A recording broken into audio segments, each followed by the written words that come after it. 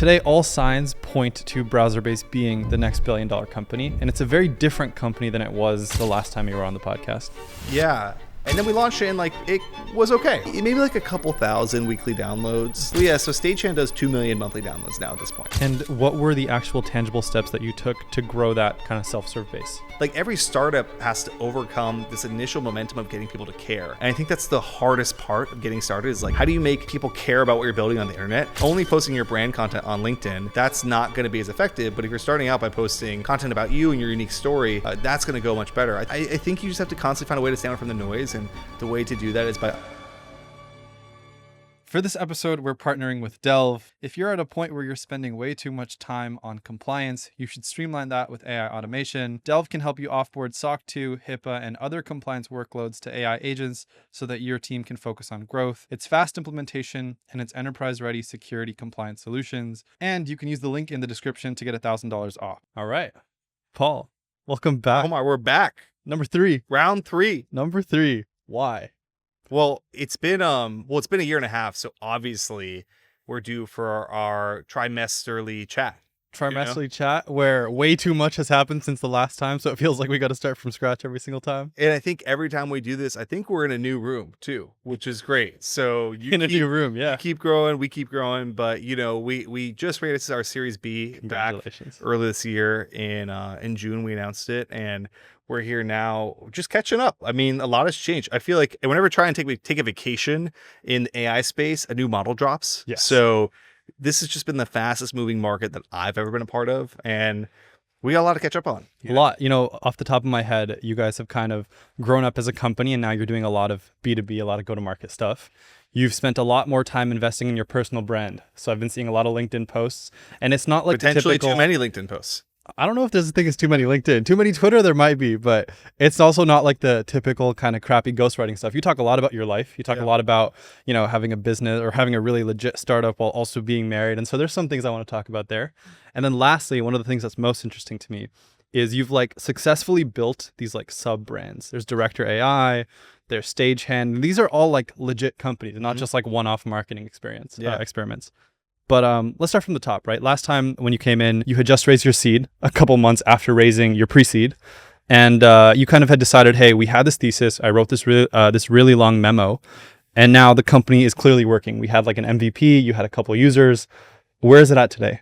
Yeah. So, I mean, for those who don't know me, I'm Paul. I'm the founder of Browserbase. And what we do is we help AI browse the web. So we're building the set of tools to enable AI to use a web browser and act on our behalf and take actions for us on the web. This future of agentic software, or how Karpathy talks about software 3.0, is us rebuilding software to be able to use tools to do more, especially do more work on our behalf. And a lot of the work that you and I do is in a web browser. And someone needs to build the web browsers for AI. That's what we do at Browserbase. And we have this stack of products. We have Browserbase, which is the browser infrastructure. We run many, many browsers in the cloud. And that's quite challenging because a web browser like the one you and I use on our laptops is not designed to run in a cloud environment, right? Mm-hmm. So we've had to build this kind of complex and secure cloud infrastructure for running many browsers. But on top of that, you need a way for AI to interact with those browsers. And that's what Stagehand is. Stagehand is our open source framework for enabling anybody to control a browser with code. What's cool about Stagehand is that it uses natural language as part of the code. So you're kind of half prompting, half coding, enabling for you to build automations that you might write once, but can run on any website, right? But let's say you don't want to code your pure vibe coder. That's where Director.ai comes in. Director is a tool for vibe coding web automations. So you can give it a prompt and it will actually agentically generate the steps it needs to take, the Stagehand code to run your automation. And of course, it's all running on Browserbase automation. So you can kind of think about Browserbase in a strategy similar to Vercel, where Browserbase is the infra like Vercel. Stagehand is like Next.js, the framework. And Director is like V0, the application layer, or the code that generates the framework code. And was this a master plan from the beginning, or did you kind of like find your way here? I think I started with the infrastructure, and that was the biggest pain point I had to solve. For my last company, I was CTO of a startup, and a lot of my time was spent building the browser infrastructure, but not finding product market fit. And I learned a lot about browser infrastructure, and I wanted to save other founders from going down this rabbit hole that I went down, and instead be able to use our infrastructure to build really great products, right? So the infrastructure side made a lot of sense. Of course, when we built the infrastructure, then we realized, well, the frameworks really aren't that good either, right? There's Puppeteer, Playwright, Selenium. Those were really all built for the old world, the world where, you had to hard code each step. It was static. If the website changed, then the automation would break. With Stagehand, we built this framework to really make that better and make it more robust and less brittle. But then we saw, okay, this is cool, but now everyone's vibe coding stuff. And if you're building a framework in 2025, you need to have something to vibe code or generate your framework. And we went down the path of Director. So it was always kind of looking at, okay, what problem do we solve? And then what opportunities did that unlock for us to solve more problems? And where can we reduce friction for our customers with additional products that kind of are accelerants for the products below it? And it's all this compounding strategy.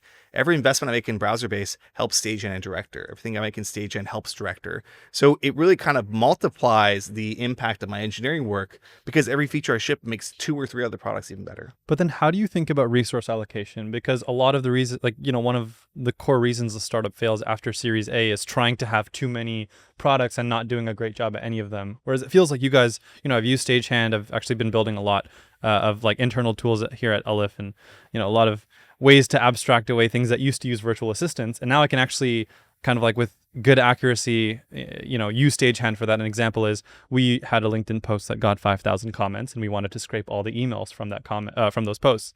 We could have had one of our team members do it. That would have taken a lot of her time. And instead, I actually went and I used Stagehand to add jitter and do all these things so that LinkedIn didn't pick up the actual, botting activity. And it actually worked. And I have now a large CSV. And on the flip side, we, at one of our other companies, Founders Arm, we actually have virtual assistants using Director. And I say this point not to, say that, hey, I did research, because actually we've been doing these things since, months now. But actually to kind of prove the point that you guys have a legitimate go-to-market motion on Browserbase. You have a product that people actually like using and developers are really hard to build for in Stagehand. And you have a product that lets non-technical people interact with it. So how did you think about architecting all of that? Yeah, it's been a lot more organic than you realize. And I think each product that we've launched has started off with a small team that's working on Browserbase was built. I built the first version of Browserbase on my own, right? And then I built the team, and then 5 or 6 people were there, and we kind of launched it out to market. And Stagehand started as one person who was working on it, and then we grew the team slowly, and then we finally put a whole real team around it, and now it is what it is now. So there's almost an internal PM or CEO of Stagehand? It's more of a tech lead, it's more one person lead the technical direction of it. But everyone comes to Browserbase with a lot of desire for ownership. They want to own direction. They want to have an impact on direction. And I really encourage the best ideas to win. When we're building products, the team controls a lot of the roadmap. I'm hopefully adding some guardrails or bumpers on the side, but the team's really pushing this thing forward because they care about what they're building. And with Director, it was a similar thing. It started with one person. And we tried for a while to build it out and launch it. And it took us some iterations before we put it out there in the world. And I think all of those products still have a long ways to go. They still are imperfect in my mind. I want them to make them so much better. But I think the reason why our multi-product strategy is starting to work, and I think the time will tell how well it works. It's only been a year and a half, right? But the reason why I feel like it's going to work is that it's stacked vertically on top of each other, and each product enables the other one to be used more. I think multi-product strategies tend to fall apart when you're selling into adjacencies in a non-complementary way. Let's say, for example, you're selling sales tech, and maybe your tool helps people, sell more or research deals. And then all of a sudden your second product is we're going to help you generate, quote to close. We're going to help you generate order forms. Those are complementary, but are they stacking on top of the same thing, or you're selling to different audiences, right? I think we're solving the same product for everybody. You want to automate the web. We help you do that with a variety of different entry points to automate the web. And that tends to work better than if you're selling to the SDR as well as the procurement person, right? So you have to be really mindful that you're not having a horizontal product strategy too early, but maybe a vertical product strategy that kind of stacks on top of each other quite nicely. So I think it would be cool to go in order, actually. We'll talk about how you took Browserbase to market. We'll talk about how you took Stagehand to market, and then we'll talk about how, Director kind of went to market. With Browserbase, the last time we talked, I knew you want to do some things in B2B, but you essentially had a very consumer-oriented or consumer-facing product. How did you go about getting your first actual sales and building out that motion? Yeah, Browserbase's brand and all of our brands are really playful. And I think it was my reaction to too much dark mode in the developer tools community. A lot of grids, a lot of black, very edgy, a lot of gradients. Everything was looking like linear. I love linear, but I think there's too much of that. Yeah. So we actually really focused on making the browser base and our other product branding a lot more playful, like a bunch of Lego blocks. And this idea of the cube was really important to us. And the reason why was that we wanted to, we want to be, and we still are, a product-led growth company. We see the majority of our customers sign up through self-service, and the majority of our like enterprise sales comes from someone who signed up self-service and then became an enterprise customer through some period of growth. And does that mean that they basically had so much usage that they couldn't qualify in the self-serve plan anymore? Or is there something that you're offering that you don't get in self-service? Yeah, at a certain scale, you're going to get better deals as you kind of sign an agreed revenue. We can be the economy of scale. So if you are going to go spend $200,000 on Browserbase in a year, I can give you better unit costs, right? And if you can commit to some minimum amount of spend, it's worthwhile for us to engage in, hey, what are the SLAs? Do you need a HIPAA compliance solution? Like, do you want us to sign a BAA, which helps with HIPAA? Or do you need some sort of more advanced feature or a roadmap request, right? So for our sales-led customers, they tend to graduate. A lot of our revenue, the majority of our revenue is actually expansion revenue, where people have come in, started on a self-service plan, which might be our, startup plan, which is $99 a month, or our developer plan, which is $19 a month, and grown into a much larger contract because they just keep using it more. And I think that's the beauty of infrastructure businesses, is that I only win when my customers win. And I do everything I can to help my customers be successful as a founder. I want you to spend a lot of money on Browserbase, so I want you to use our product a ton. So I want to make sure your company's successful. I'll retweet your launch video. I'll comment on LinkedIn. I'll do whatever I can, because I know in the end, you're only going to pay us more if you use our product a lot. And that's just the nature of the usage-based business that we run. And what were the actual tangible steps that you took to grow that kind of self-serve base? Was it Twitter launch videos? Was it ads? Yeah, there's really good like product-led growth metrics, which is it looks like a pirate. It's called R. It's like AARRR. What does it stand for? I wish I could quote them off the top of my head, but you can kind of think about like awareness, activation, retention, and then renewals. I think is one of the R's. So it's like, okay, you kind of want to start the awareness level. Like if you're building a product-led growth company, how are you going to get somebody to know about you, right? Like word of mouth is really important. Content-led growth is very important. Social growth. Maybe being sure you're in all the integration points. Like if you look at what we prioritized for the first year of Browserbase, a lot of it was like, okay, I was putting out a lot of content about Browserbase. I was going on a lot of podcasts. I was writing a lot of blog posts. I was making sure we were integrated with LangChain, Llama Index, Crew AI, and everything else, right? So it was really trying to build that word of mouth momentum that then helps when you do content-led growth, because if you don't have sufficient word of mouth or awareness, no one's going to care about your blog posts. Right. Like no one cares about your launch week if they've never heard of you, right? So you have to make, like every startup has to overcome this initial momentum of getting people to care. And I think that's the hardest part of getting started, is like, how do you make people care about what you're building on the internet, especially when there's so much noise in terms of new companies being started? Like, why is yours different? So creating that narrative was very important with Browserbase. I think we were early enough to kind of carve out our own unique narrative, and we were the first player in our space, which has gotten more crowded since then, but I've never seen somebody out innovate us. And I still think we hold that kind of energy as the innovator. And I think one also really interesting point about kind of from watching Browserbase and hearing about it for the first time through, people talking about you, a lot of AI companies will now launch their first videos from their company page, which I think is a terrible idea, because the actual thing that makes a company interesting in the early days is the founder and their story, right? Because all these one-liners kind of sound the same when you're starting an AI company, but the differentiator is, oh, but the guy who's building this was at this company before, or this is what he, or he or she is kind of, building in this direction. And, the kind of like fun fact of even why people were telling me, hey, you need to talk to Paul, you need to get Browserbase on, is because of you and your story and the companies that you had built in the past.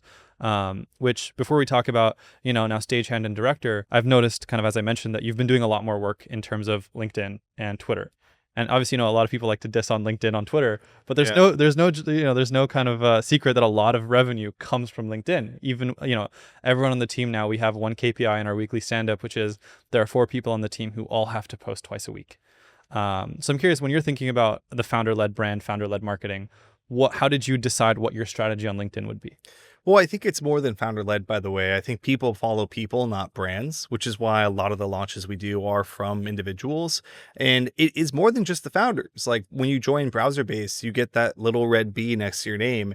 And we found that people who join our company who aren't on Twitter they start posting and they're building their brand. And that brand equity you can carry with you from company to company. You work at Browserbase for a while, you build your brand up, you start a company, people are going to remember, oh, that person was at Browserbase. Oh, they must be doing something meaningful, right?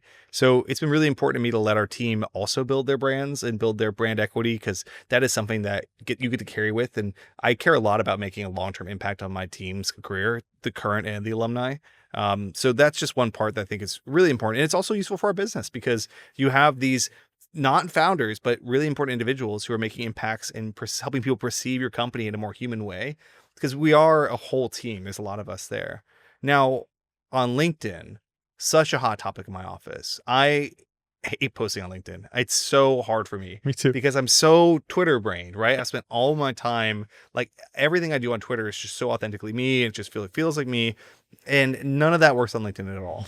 It makes absolutely no sense, but it just thinks I have different audiences, right? And we've had a lot of really interesting comments and conversations come out of LinkedIn. And now we've just making the muscle, like find the format that works, post regularly. What is that format for you? It changes. It's like a good hook, probably some tags of either other people or companies, a piece of media, often an image, a variety of content. You want to mix it up because you're taking over, a lot of people's feeds. You have to be totally shameless too. My grandpa sees all my LinkedIn posts, like everyone I've ever interacted with in my life that follows me on LinkedIn is now like text me like, dude, let's lay off the LinkedIn a little bit, right? But it's fortunately it's very effective, right? The view counts to like ratio is insane. Yes. The opportunity to occupy the white space. I also say that like LinkedIn is kind of like the social media of last resort. Like, who is scrolling LinkedIn? I really want to know, like, when are people scrolling LinkedIn? And I thought about my time scrolling LinkedIn. It's like when I'm wanting to see what my friends are up to in their careers. When I hear about something and I want to see what people are saying about it, maybe from like a industry context, or when my Instagram and my Twitter are screen time locked and I can't add one more minute, and I open up the social media of last resort, which is LinkedIn. I was literally going to say, and when Instagram doesn't load. Yeah, exactly. Right. It's like, that's the final one. And there is just something really interesting about that. And I have like 3,000 connection requests now. Amazing. Probably start going through those things, Yeah. but I think it's been really a valuable experiment so far. It's been hard for me, who's not LinkedIn native, but I think the strategy on LinkedIn that we've kind of taken was that, okay, let's build a reputation of posting quite a bit so people want to engage and follow. And then from there, as you build followers, then you maybe start integrating more company or product related content. So first talk about yourself. That's yeah, an interesting point. I think that's really the first part, is like talk about your experience, your perspective, what's unique about you. This similar, like people are following people, not brands. So if you're only posting your brand content on LinkedIn, that's not going to be as effective. But if you're starting out by posting content about you and your unique story, that's going to go much better. I think the first viral post I had recently was a post with my wife, and Julia and I have this joke. She always goes viral. If I post about Julia, my wife, on LinkedIn, it pops off. Then I post about Browserbase, I get like 100 likes, and I'm like, what the heck, right? Like, don't you guys care about the product? So we're renaming the company to Julia. Yeah, Julia.ai. I'll go against Julius, Shout out Rahul. Shout out Rahul. But I think that you have to tell your own story first, because that is what stands out from the noise, right? Like, if you look at all types of social media, the content that hits, of course, it has to have a good hook, some productive, like a piece of media that's interesting. But the content that hits is the one that stands out from the noise. I think that's why the Cluely video hit when it hit, right? It was so different from everything else. Now everyone's doing it, right? So what's the new thing? Okay, well, then we saw like the VO3 animated videos. So that was unique and interested. And like, now people are doing that. Now people are doing a lot of long form written posts, which is really cool. Yeah, long form written posts like Will Brown, Primitive Intellect, right? Like, that's pretty interesting. So I think you just have to constantly find a way to stand out from the noise. And the way to do that is by understanding a platform really well. And if you could do that, you can create content that might be more engaging than something that just looks like another random LinkedIn post. Does Browserbase do any like LinkedIn sales outreach as like part of its growth strategy?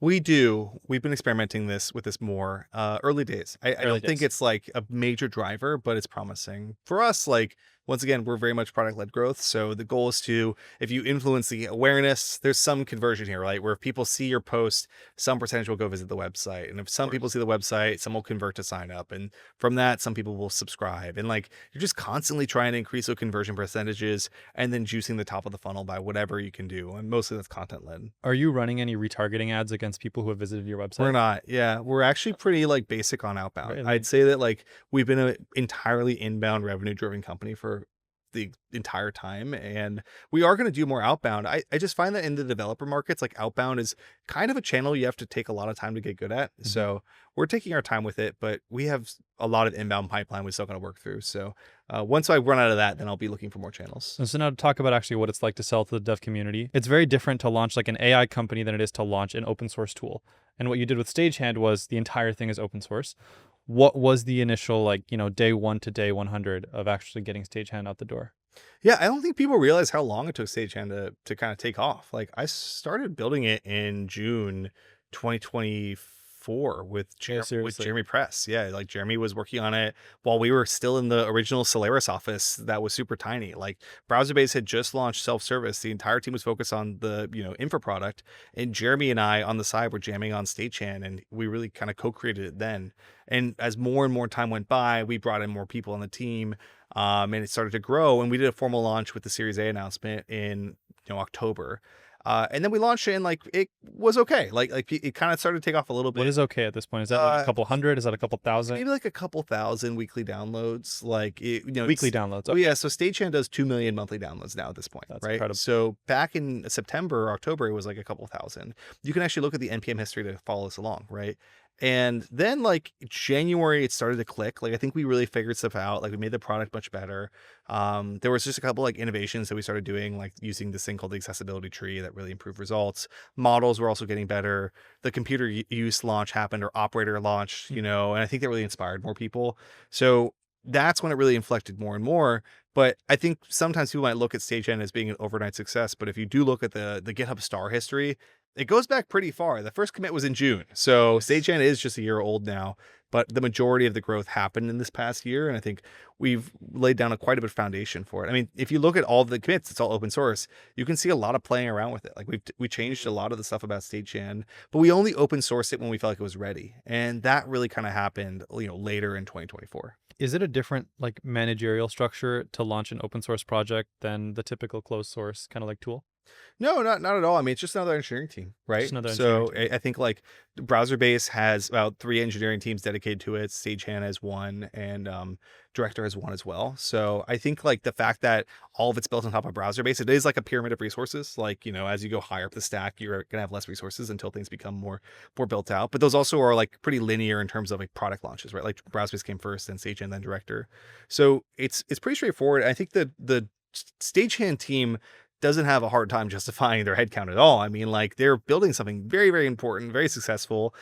Over 50% of our customers use Stagehand in their projects. So it's you guys have a good revenue model, right? Because to use Stagehand, you have to still add your Browserbase API keys, then you run out of 5 minutes, and then it asks you to upgrade. So it's not like a lot of open source projects are just like, hey, you can run this locally, and then there's no way to make money. Which we're actually dealing with at one of our internal companies right now, where they can pass in their own LLM key or API key, and now they suddenly have no way to make their own money. But with you guys, I guess it makes sense because it was built into, you can't use Stagehand without using, Browserbase. Yeah, and you can use Stagehand without using Browserbase, by the way. You can run, Stagehand on your own local browser or deploy Stagehand anywhere, really, right? But what we try and do is make it such that it turns out the browser infrastructure is such a hard problem. It's kind of like, sure, you could run Supabase without using their Postgres setup, but you're going to use Supabase with Postgres because it's a kind of a painful thing to run. I think it's a similar open source model. So for us, we definitely have not tried to couple Stagehand to Browserbase, but we do make the integration to Browserbase first party and first class because we think it's the smoothest way to get started when you want to use browser infrastructure. But of course, what we tell some of our largest customers, like, listen, like if we go away, which I don't think it's going to happen, but if we do, you can always just use Stagehand on your own, right? Yeah. So the benefit of open source for me is that it helps enterprise buyers feel a little bit more comfortable that they have some of the IP that they're kind of integrating into their platform, even when you're an early stage startup. So I would recommend for companies that do sell infrastructure or developer tools to complex enterprise buyers, considering open sourcing part of your stack. That way you can always tell an enterprise buyer, well, this is open source, so you can have it. Yeah. But this part, the value creation part, which is our infrastructure, that's just closed source. It doesn't make sense to open source it. Have you heard of Sim AI? Yeah, I've heard of Sim AI. So, we had them at the office recently, and they were talking about how, they had their explosive growth. And a lot of it was actually because they were open source. They could just say, hey, you can skip all your procurement. You could just run this locally. And then that makes it that much easier to actually sell to enterprise because they've already tried it out on open source. Yeah, I think some people are a little overzealous with open sourcing. I often think if you're like behind in a market, you might go the route of fully open sourcing your product, but I would just be wary of buying from a company that doesn't have a clear revenue model. Mhm. And I think that sometimes what you do when you fully open source your product is it becomes less clear like why someone will run the hosted version. You need to think about that very carefully. We don't open source Browserbase's infrastructure because I mean, it's just a bunch of Docker files. Like it's just Docker, bro. Just run the Kubernetes, right? Like, but in practice, like just handing somebody the source code to the infrastructure is not the hard part is not just running it or establishing the source code. The 0 to 1 cost is somewhat high, but the value of Browserbase is that you have a team of 30 people constantly maintaining this infrastructure. Mhm. Like we're waking up in the middle of the night to make sure things don't go wrong so you don't have to. It's that peace of mind. It's a continuous improvement. It's us being able to spend our entire days and lives focused on this problem so our customers don't have to. And that ends up being more valuable than the Docker files that you can run Browserbase with. And I'm actually really interested to talk about how your life has changed in running the company a year ago versus today. But the first thing I want to talk about is to kind of finish out, these like 3 different, sub brands. What was what did the early days of Director look like? And then how did you actually get its first customers? Yeah, so Director was very similar to Stagehand in the fact that we had a small team working on it from the very beginning. I actually failed to launch it the first time. Like there was like this internal push. I wanted to do Director, but it was too early. We had too much stuff on our plate. We said we When have was to this? focus. It was like March. Oh, okay. So we It's started not that working far. on Director, yeah, like February or March, and then really started investing in it in like late April, and then May and June was kind of just a complete push to do it. And since then we've actually been continuing to improve Director. I haven't posted a lot about it because I think we need to do a lot more work on it before it's ready, and we're gonna do a big launch pretty soon with it. So with Director now, like where we got to the point was like we got it out in the market with a very big launch video, very splashy. And the reason why we dedicated basically our entire Series B launch to Director was to establish this new product, this new strategy. This is different than anything else we've ever done. And what I learned from Stagehand was that when you want to put something out in the market, you need to have a very big establishment announcement. Like you need to have a way that people will know this is a new thing that Browserbase is doing. Yeah. And I think Director started to kick off that word of mouth flywheel. That's very, very important to start off with. And that happened with the Series B announcement. But it's been something where we like had a problem we wanted to solve. It iteratively solved it. One of the benefits of Browserbase being the size that it is like I can launch something and people will care about it. Yeah. And that's a huge advantage because when I started, I launched something, nobody would care that I had like session replays or downloads. Now I can put a product into the world and we'll get people to try it. And that's just extremely helpful for us so we can keep iterating and get more stuff out there. And the early users of Director, the DAUs that use it all the time, they are some of my favorite people because they love to give feedback and they've been making the product better every single week. When you're working across multiple products under the same company, how do you think about not cannibalizing your existing users or confusing them? Yeah, I think we're still figuring that out, to be honest. I think that having 3 different products, we try and keep them separate, or I try to keep them separate, was so that we can have different entry points.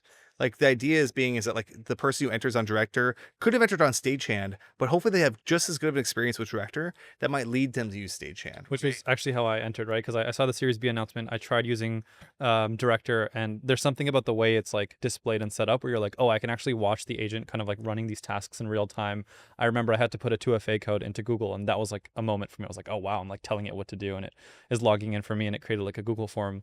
And that actually is what made me finally understand what Stagehand did, because up until that point, I didn't really.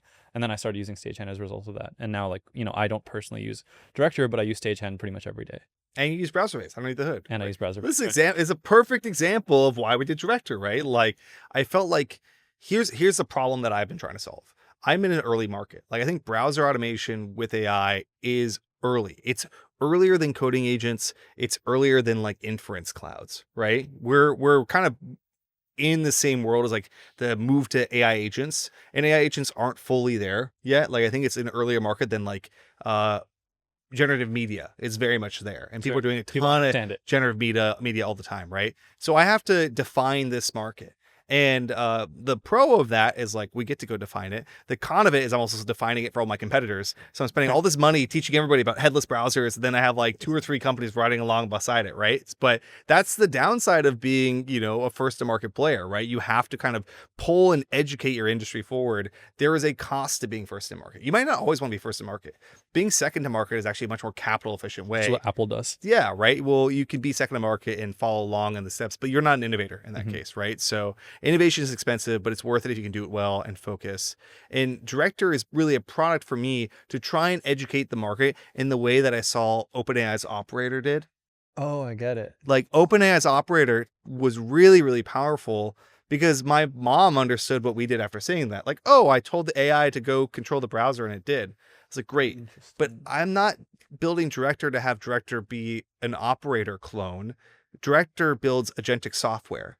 You give it a prompt, it's going to build a program that uses, LLMs to actually make tool calls. And it's going to use one of those tools is primarily the browser tool because we think that's the most important tool for AI agents. Yeah. So for us, like Director is really a market expansion and acceleration play more than anything else, as well as a viral growth loop for us because the more that people use it, they might be sharing these workflows they're building. They might be using Stagehand under the hood. It really kind of feels like an accelerant for all parts of our business, but it's certainly early days with that product. So I'm excited to see how it goes. And so my last question then in terms of launching is when, you have that initial kickoff meeting of like, okay, the team comes together and we're thinking about, we need to launch this product. What does that meeting look like? Yeah, I think for Director, we worked backwards from the Series B, where we were like, okay, we have to do the Series B announcement, mostly because it got leaked on Arthur Rock. That guy's great. Yeah. It's terrible, but it's great. Shout out Arthur. I know who you are. I'm pretty sure. But like, I feel like the round needed to be announced. And we wanted to do it in summertime. And we worked backwards from all the launches we needed to do. Some people, I think a lot of people missed this. We launched a ton more than just Director for that launch, right? We launched SOC 2 Type 2. We launched Stagehand V2. We did all these interesting features in Browserbase, new dashboard experience. And in the LinkedIn post, we covered more of those. And then in the Twitter post, we covered more of Director. So I think we always have been very like fundraising announcement driven. I think we've now pivoted that as a company and trying to figure out like more single launch days. I'm very pro launch days. I'm very anti launch weeks.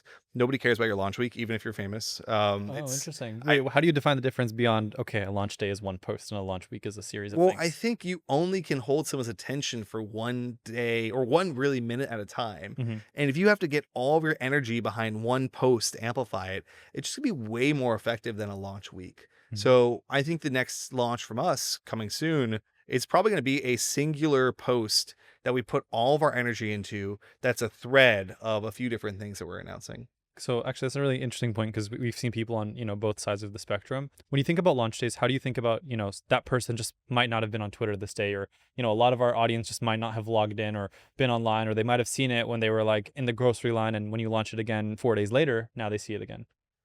Yeah, I think there's like that re-engagement thing. You have to constantly be relaunching the stuff that you're working on. I don't think we've done a great job of that. Honestly, Browserbase's product has gotten so much better in the last 4 months, but we really haven't announced it as much as I'd like to. And I'm kind of okay with that. Like, I think our growth has been really solid. Like, our customers love us. Our NRR is really, really strong. So I think I've kind of stepped back. There was a moment there where I was actually getting a little concerned that we were going too much in the Vercel direction of owning the mindshare too much. Like, I know that sounds like a champagne problem, but what can happen is that, like, I think in developer tools, especially, if you're too loud, you can actually piss off your customer base. Right. Yes. So you kind of have to be nuanced. So like kind of through the last 3 months, I really kind of said, let's lock in, let's be focused on quality. Let's still do content and still do posts. And we've gone viral a couple times. Like Gary Tan called us the axis of evil recently, right? Yeah, I know that. Like, I mean, we've certainly been doing great stuff, but I actually think that you have to be thoughtful and mindful about when you're going to take someone's attention. Because when we're marketing, we're taking someone's attention, right? And we need to make sure they feel like they're getting value out of that attention that we're taking from them. And it means like you have to be interesting, exciting, informative. And I want to make sure that everything we put out, I'm very proud, and our customers will be very proud, and our potential users will be like, oh, that's cool, interesting. I want to learn more. That's an interesting point. The CEO of Y Combinator called you the axis of evil. How did that feel? I don't think Gary meant it. I think he had a good hook. He was like, Cloudflare plus Browserbase is the axis of evil. And I would do the same exact thing if I was in his shoes, right? Like, we we had an amazing partnership with Cloudflare. Like that's a huge deal for us. Like we, a 35-person company, partnered with a multi-billion-dollar public company to say, hey, how do we help AI browse the web in a better way? You have the browser and then the guy blocking the browsers coming together to try and solve something. I thought that was something that is scary for people in the industry who are like, Browserbase is making these great partnerships, right? Especially when you're an investor in several of our competitors. So I think it's totally fair. I don't think we're the axis of evil. And my response to that was also like a selfie of us, like, hey, this is like what the team looks like. I don't think anyone here is evil.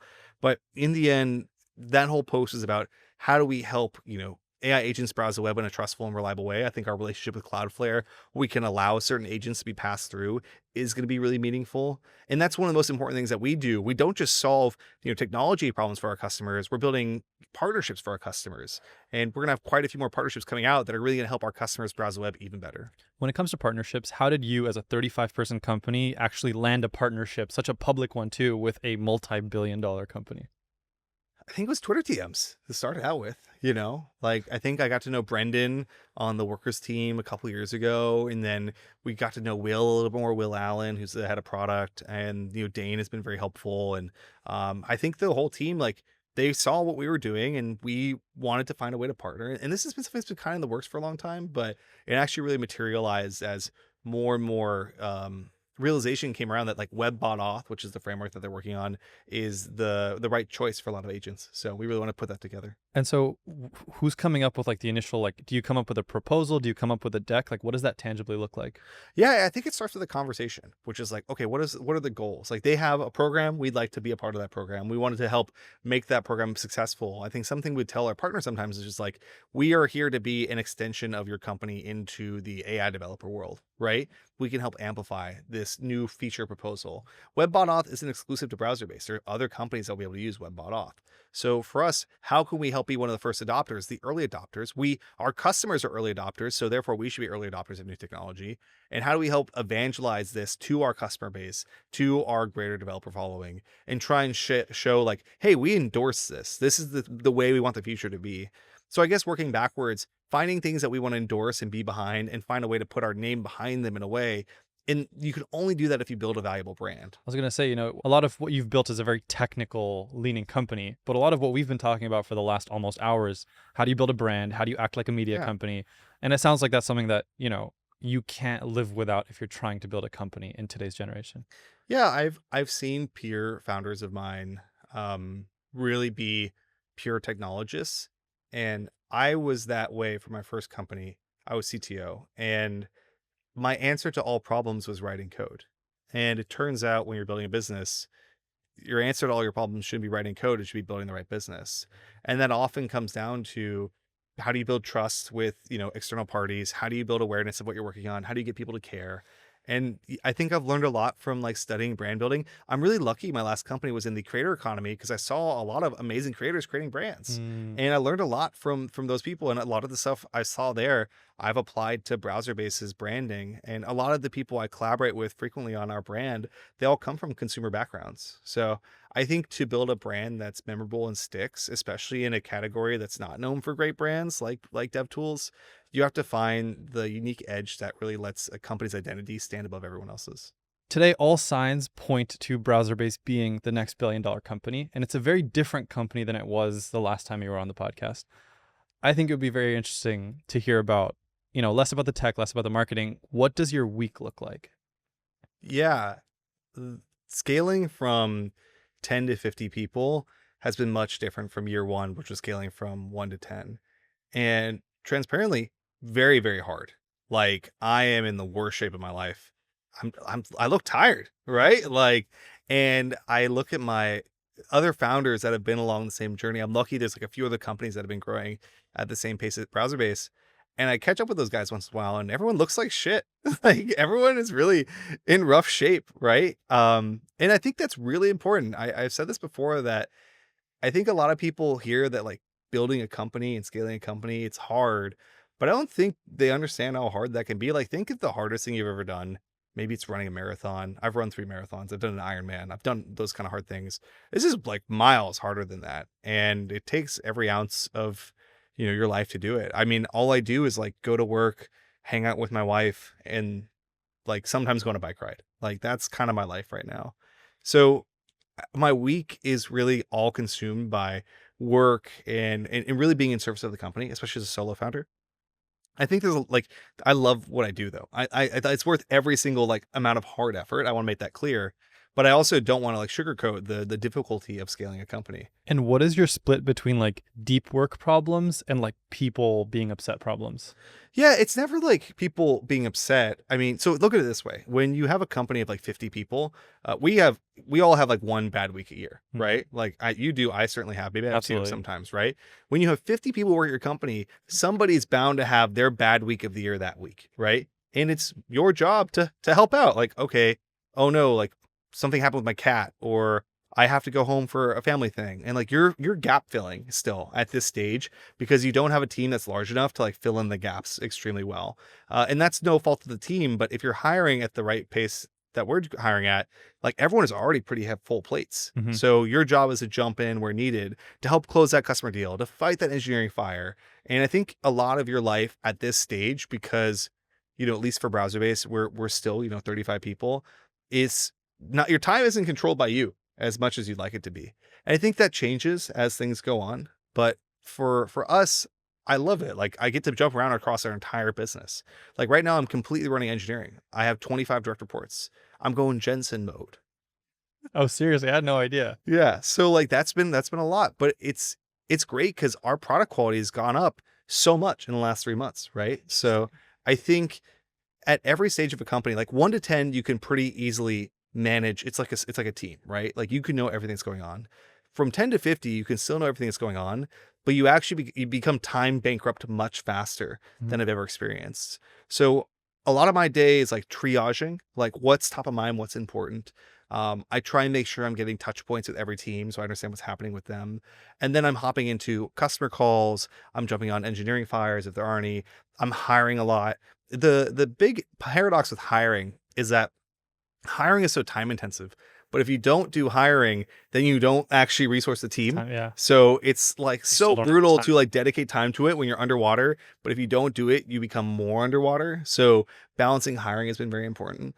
But I'm just extremely proud of what the team has accomplished in the last year. I mean, to scale the company this fast and to do it in this category, which is so new, and every tech lead at our company is a first-time tech lead. It's pretty cool. Like all of our salespeople are their first time in sales. No way. But they're Why did like, you hire that way? Well, they're former founders. 35% of our company is former founders. And I think you can put those people into great roles and they do an amazing job. And I always kind of look more for attitude and passion than I do look for pedigree. And I think that's really like formed in the Browserbase team. So for us, like this is going to be a year where when we get to the finish line and we hit our goals, we're gonna be really happy and really proud because we really pushed it harder than we ever have before.